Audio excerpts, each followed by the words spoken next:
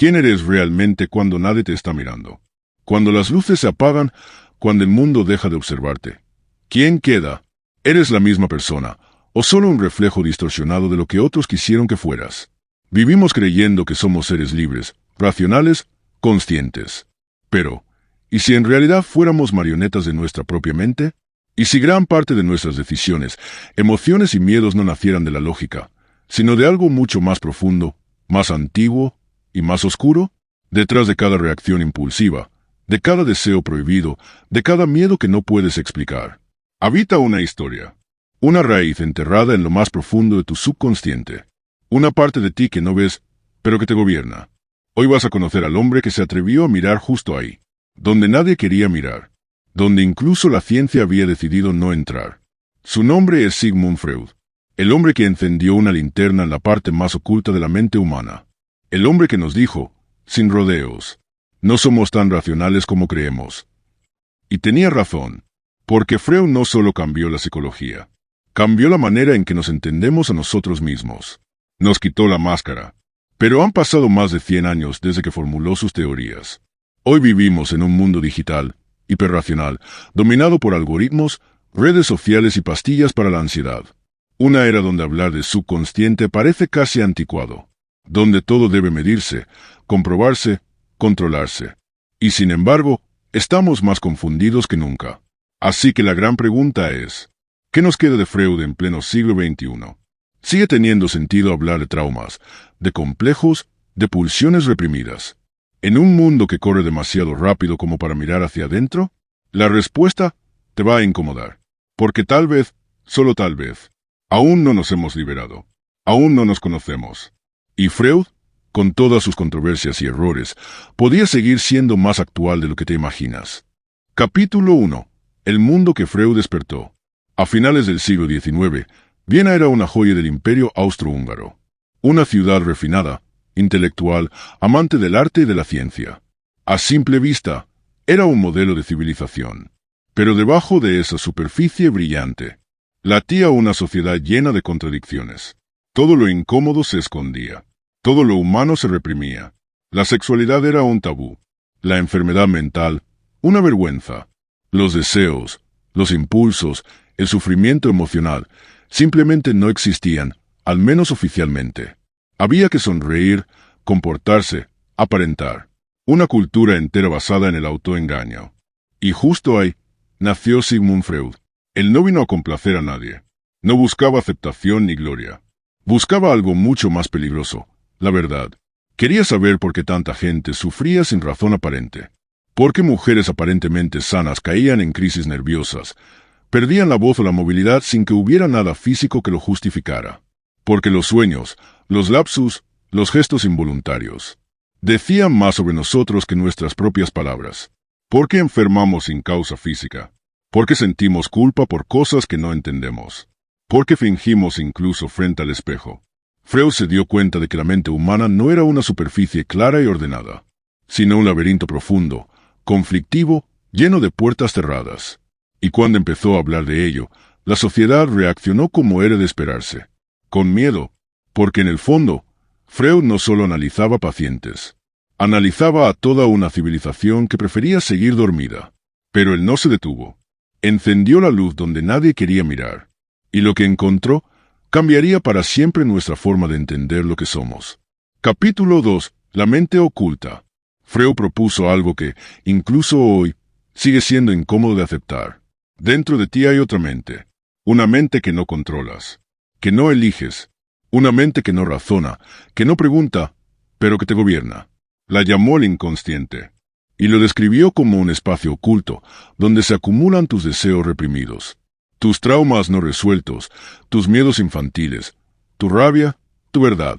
Hoy, en redes sociales o en terapia, le damos otros nombres. Niño interior, herida emocional, trabajo de sombras. Pero la raíz es la misma. Hay partes de ti que escondiste, porque no encajaban, no eran aceptables, o simplemente dolían demasiado. Freud dijo algo que muchos aún no quieren escuchar.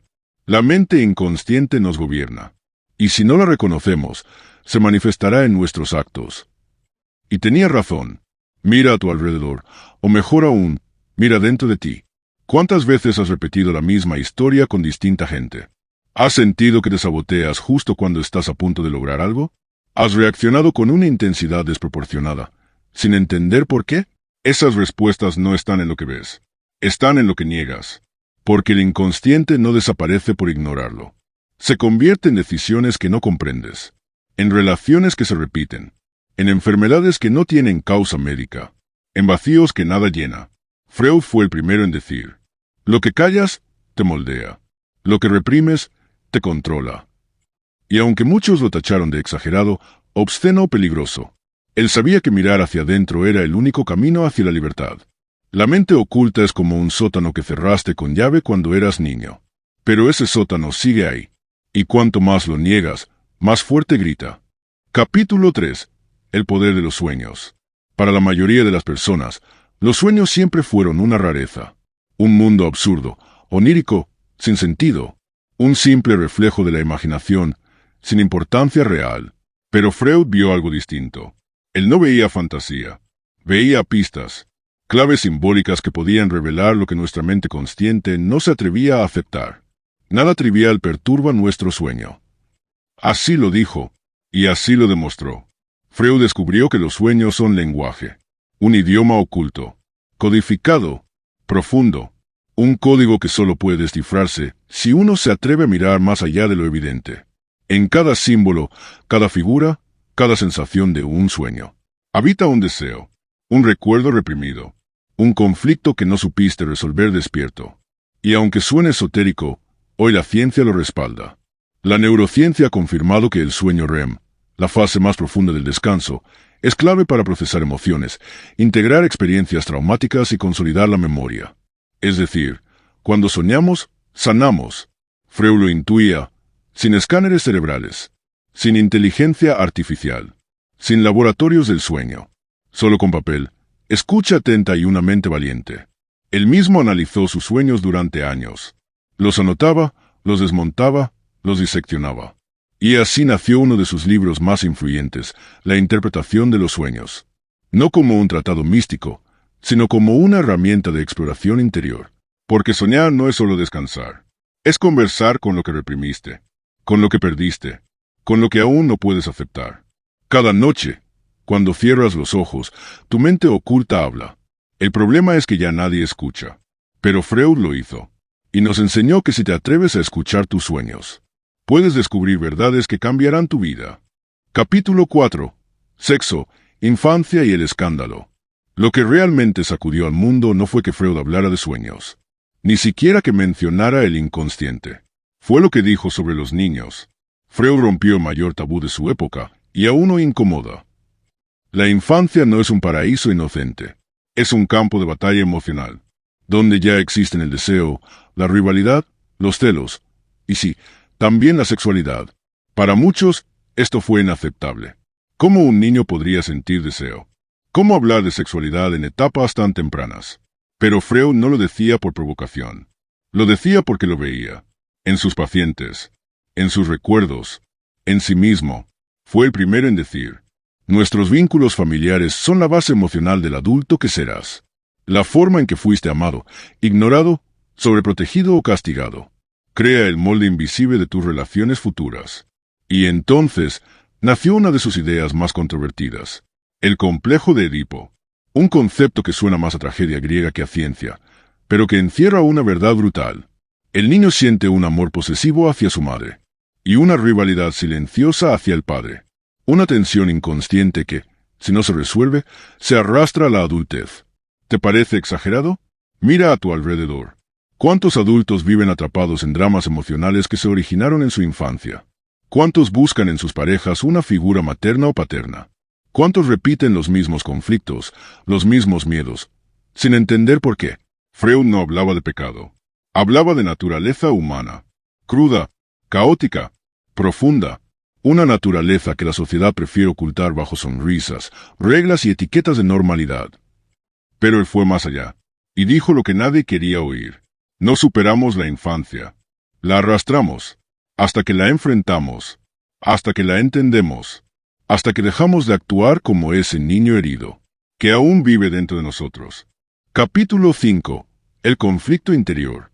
Freud no solo descubrió el inconsciente, también nos mostró una guerra interior que todos libramos, todos los días. Según él, la mente humana no es una sola voz. Es un campo de batalla entre tres fuerzas que tiran de nosotros en direcciones opuestas. El ego-ide es el impulso puro. La bestia interior quiere placer inmediato, deseo sin filtro, hambre, sexo, rabia, gratificación. No razona, solo exige. El yo, ego, es el mediador. El estratega intenta que el ello no nos destruya, ni que el mundo nos aplaste. Negocia, calcula, miente si hace falta. Es quien tú crees que eres. Y el superego, es la voz de tus padres, de la religión, de la cultura. Te juzga, te critica, te castiga. No quiere que seas feliz, quiere que seas correcto. Aunque eso signifique odiarte por dentro. Freud no los imaginó como caricaturas. Los sintió dentro de cada paciente. Y si lo piensas bien, tú también. Mira tu vida. Quieres comer lo que amas, pero sientes culpa. Deseas libertad, pero obedeces reglas que nunca cuestionaste. Buscas éxito, pero algo dentro de ti te dice que no lo mereces. Esa es la batalla. Esa es la mente humana. Un equilibrio frágil entre impulso, realidad y moral. Y no, este modelo no ha quedado obsoleto.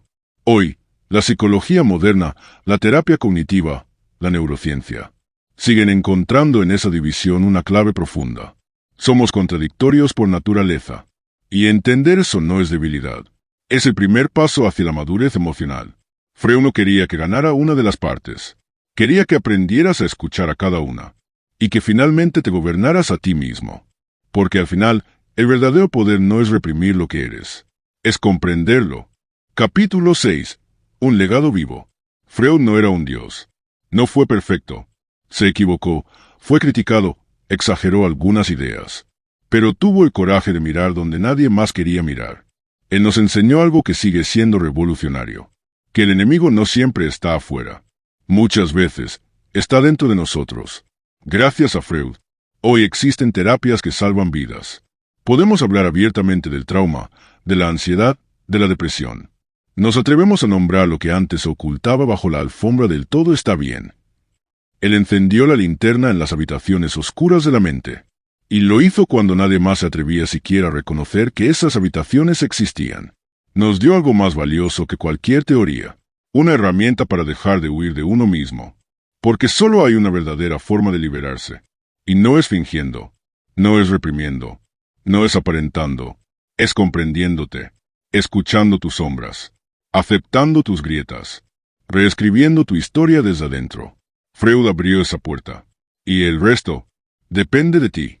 Hoy vivimos en un mundo de ansiedad, velocidad, redes sociales, identidades rotas. Y, aunque han pasado más de 100 años, las preguntas siguen siendo las mismas. ¿Quién eres realmente? ¿Quién te hizo daño? ¿A quién intentas complacer? La mente humana sigue siendo un laberinto. Y Freud fue el primero en entrar con una linterna. Si este vídeo te hizo pensar, si te incomodó o te iluminó, entonces compártelo con alguien más. Suscríbete para seguir explorando las verdades que nadie quiere decir. Y déjanos tu like si alguna parte te resonó.